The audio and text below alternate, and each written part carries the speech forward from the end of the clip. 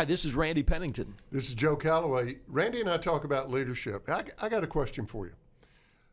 Leaders have to think about the future. So how much time should they devote to thinking about the future, and where do they find the time? Well, let's talk about how much time they actually start with. I ran across this interesting study from the Center of Management and Organization Effectiveness.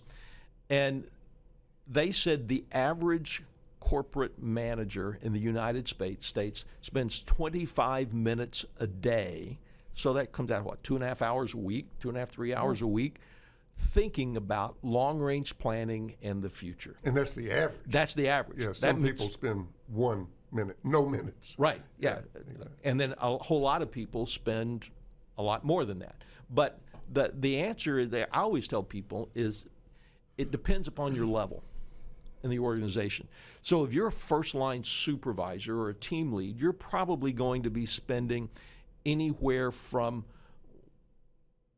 30 minutes to an hour and a half, because it's very short-term focused to what your world is. But if you're a CEO and you're focusing only on what's happening in my business today, then you're missing it, because you've got to be thinking about the future. So the further you go up in the organization in the org chart, the more that time would be. And I like to tell people it's minimum 10%, probably closer to 20% is the target. On the other hand, Warren Buffett reportedly spends 80% of his time reading and thinking about the future. Now, the easy answer is it's easy. He's Warren Buffett. Yeah. Of course, Buffett would say, how do you think I got to be Warren Buffett? Exactly. A couple of thoughts. One is I have to default to the old Wayne Gretzky quote, you don't go where the puck is, you go where the puck's gonna be. The other thing is I think about not just corporate leaders, but entrepreneurs, small businesses, and even, I'm a solo practitioner. I've spent a lot of time over the last couple of years thinking about how can I put myself out of business, and what should the business be that will put me out of business, that I will come up with, that I will invent. And I sense that a lot of leaders are starting to get it. I think more and more are. I mean, if you're a small business, so for example, if you're a small service-based business and you're not thinking about the future, there's someone that's going to put you out of business. Yeah. If you're a small retailer, someone's going to put you out of business. So you and I have talked about this a lot privately. My biggest fear, I know you said it's yours too, is that at some point you become irrelevant. Yep. And flipping that over with the positive spin, my greatest opportunity is to be more relevant than anybody else in this space. And so realizing when you realize that it takes time to get there. Yeah. You can't just go, I'm going to flip the switch. Exactly. Tomorrow I'm going to be different. I'm going to be more relevant. I'm going to be more relevant. Ta-da. So when you think about the ramp-up time, now if you're a small business, you can get there quicker. I mean, it's how quickly you can turn the ship. And if you're in a 14-foot runabout, then you can turn that ship pretty quickly. If you're in the Queen Mary, you have to plan for it. So it's sort of relative based upon the complexity and the size of your organization. But when you think about where you want to be and how do you need to be there, then you've got to be thinking about how quickly you turn that ship. You know something, and I discovered this term through my work with the Disruption Lab, where I'm a principal and I study of Clayton Christensen at Harvard. There's a term called job to be done, which is thinking from the customer's point of view, what is the job that they need to be done? I think the simplest, what would it be, a metaphor for that is nobody wants a drill, they want a hole. Right. Let me give you another way to look at it, though, a great way to look at it. And this really surprised me. It was a study of it was one of the big chains, McDonald's or somebody, and they actually sell a lot of milkshakes in the morning to commuters going to work.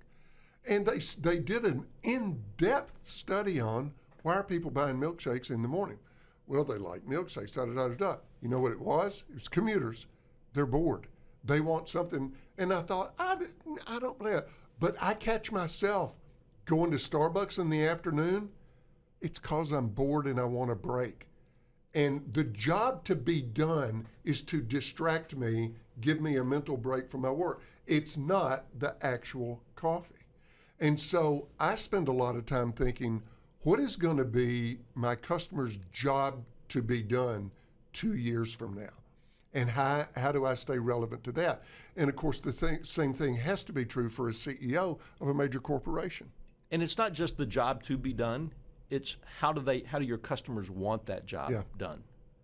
Because more and more that's a driving force. I mean, the customers are in charge. They've always been sort of in charge, but now customers are more in charge than they've ever been before because there's more choice than ever before. So it's what's the job and how's that going to be done? What way do they need it done? Well, and that goes back to those factors that we've talked about many times. We've talked about in a couple of previous episodes here, which is about being a friendlier delivery of a product or service, being easier, being more accessible, all of that. But I think it's a real danger signal if anyone watching this thinks to themselves, I don't know that I do spend much time thinking about the future because we've got so much going on. And that brings me to the second part of the question, which is, how do you come up with the time? When you've got 10 balls in the air all the time and you're just trying to keep the doors open today and succeed today, how do you find the time to go off and ruminate on these grand visions of the future? Well, one of the things you have to look at is maybe you need some help. Yeah. And it goes back to something we talked about, and you mentioned earlier, that we need to stop doing some things. That may be time to get some help. I remember you telling one of your clients, you need a COO. You need a COO. You know who I'm talking about. I do. And it made so much difference. Had a 40% increase in his revenue in 1 year. Exactly. He's done pretty well because of that. And so sometimes you need some help so that you can do the things that you need to do. There's two questions that I ask my clients to do, my leadership clients to do. First off is look at your calendar. What are the things that you're doing on your calendar that you're the only one who should be doing? It's your job. It's only your job. Second is, what are those things that you're the only one that could be doing it? Now, if you're the only one that could, but others should, you've got a training issue. If you're the only one, if you're doing things that you shouldn't do, and I do things that I know I shouldn't do because I like doing them, I'm good at it, it's fun, but I get to make that choice. I'm consciously making that choice, though. But if you're doing things that others should be doing, and you're doing that because they can't, then you've got a training issue, you've got a resource issue, you need to get some help. I think so that will free up your time. That will free up some time. The other thing is I think you have to think of your job differently. I think running a business, the way most of us look at it, is like running the wagon train. Remember the old TV show Wagon Train? Ward Bond. Ward Bond. You know, and the job of the wagon master was to go 10 miles a day. Yeah. But there was another group that was there, and they were the scouts. Yeah. And the job of the scouts were to ride out over the horizon, because you can see anything on this side of the horizon, ride out over the horizon, and look for two things. Where's the water? Where are the hostiles? And so where's our opportunity? Where's our threats? That's right. And so as a CEO, if it's not you, and I've got clients that I've actually helped set this up, is they have something called scout teams. And the job of the scout team is to be there to the CEO. It's a great developmental opportunity, but it's also allows that CEO to be getting constant feedback on a regular basis about these are the opportunities, these are the threats, this is where we think we need to go. Let me give you one more thing to think about, for us to think about, for everybody to think about, and this could be a big old fat scary question, which is, wait a minute,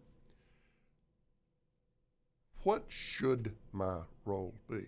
And what I'm talking about is the person who says, well, I'm the leader, so I need to be the one thinking about the future. Are you? Because think of all the startups that are taken to fruition and launched successfully, and that owner/CEO is replaced because you're really good at taking a startup to market.